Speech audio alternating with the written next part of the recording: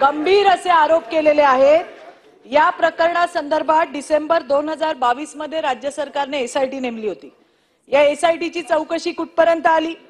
या चौकशीचा निष्कर्ष काय आहे हे लवकरात लवकर महाराष्ट्राच्या, देशाच्या आणि जगाच्या समोर आलं पाहिजे। याच्यात दूध का दूध आणि पाणी का पाणी झालं पाहिजे। खरं काय आहे ते जनतेच्या समोर यायला पाहिजे आणि जे या मृत्यूला दोषी असतील, कोणीही असतील, कितीही तो मोठा व्यक्ती असेल, तरी त्याला त्या ठिकाणी शिक्षा झालीच पाहिजे।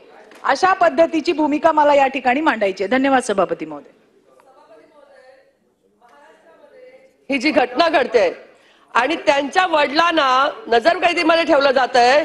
सभापती महोदय, ज्या पद्धतीने तिचा बलात्कार करून तिचा खून केला गेला, आज तिच्या वडिलांना सेफ वाटतंय म्हणून ते कोर्टात गेले। कोणी मोठी व्यक्ती असू दे सभापती महोदय, परंतु एका मुलीचा आणि त्या वडिलांच्या आई वडिलांना काय होत असेल ते आपण विचार करू शकतो।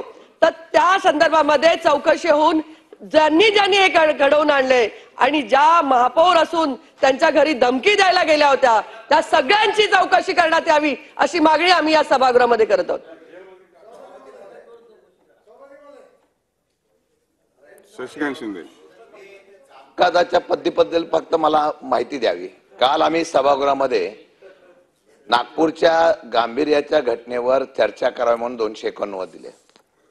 या सदनामध्ये सातत्याने महाराष्ट्रातल्या वेगवेगळ्या प्रकारच्या घटना घडल्यानंतर आम्ही 291 मारतो। आपण ती मांडायला देता आणि नंतर ती रिजेक्ट करता, मग नाकारता। नाही, कुठली चर्चा करण्याबद्दल लोकशाहीमध्ये प्रत्येकाला अधिकार आहे, आम्ही काय त्याला नकारत नाही। पण पॉइंट ऑफ इन्फॉर्मेशन वर 1, 2, 3, 4, 5 आपण सगळ्यांना संधी देत आहे। अशी संधी चर्चा इकडे पण द्या, अशी संधी द्यायची प्रथा पाडा, एवढीच आमची विनंती आहे। आम्ही राज्यपालांना भेटून आलो, आता राज्यपालांना भेटून आलो आम्ही की तो न्याय द्यावा। नाही, तो न्याय द्यावा एवढीच अपेक्षा आहे। आता जर ही प्रथा पडली असेल तर आम्ही पण पॉइंट ऑफ इन्फॉर्मेशन काय देऊ, त्यावेळेला त्या पॉइंट ऑफ इन्फॉर्मेशनच्या माध्यमातून 2-3 लोकांना आम्हाला पण संधी द्या। म्हणजे आता या महाराष्ट्रामध्ये वेगवेगळ्या प्रकारच्या चर्चेचा नवीन पायंडा निघालेला आहे। राजकारण असावं, परंतु महाराष्ट्रातल्या अनेक लोकांच्या त्या ठिकाणी चर्चा महत्वाच्या आहेत, ज्या इथे सदनामध्ये तुम्ही स्वीकारलेल्या आहेत। अंतिम आठवडा प्रथम आता प्रोसिजर आम्हाला त्याची पण आम्हाला न्याय द्या। आता हे न्यायालयीन विषय आहे, न्यायालयीन विषय सुद्धा चर्चेला येऊ शकतो का, हा पण नवीन पायंडा तुम्ही पाडा।